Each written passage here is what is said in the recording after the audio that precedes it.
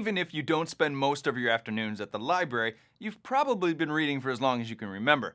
From the back of the cereal box to catching up on social media, reading's a part of your everyday life.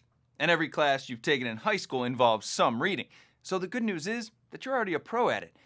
In this lesson, we're going to explore strategies for making sure you bring your best game to the ACT reading test.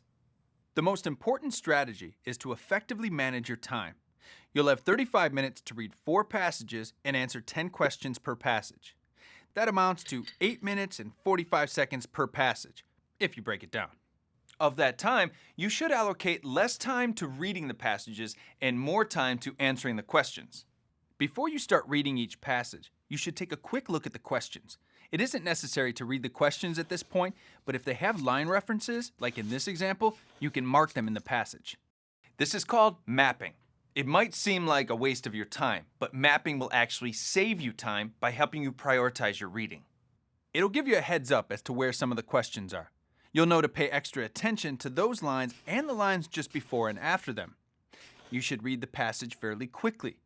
You may think that you'll retain more information if you read slowly, but it's generally not the case. When you read slowly, your mind tends to wander. Besides, you'll have to return to the passage anyway to help you answer the questions. It may help to use your pencil as a pointer to stay on track and propel you through the passage more quickly.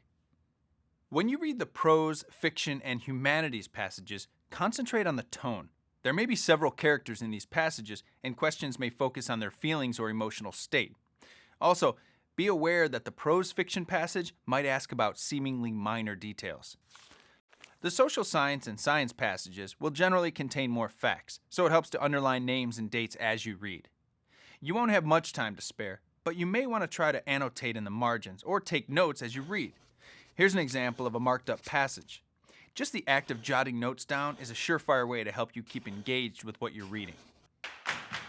By mapping, annotating, and being mindful of the clock, you should be able to read and understand these passages quickly and effectively. Just remember to practice a few of the hundreds of problems available throughout this course. And you can prepare for this section by reading something you like. It doesn't have to be dry or historical. You can practice these strategies on anything from the latest fashion magazine to the sports section of the newspaper. Just read.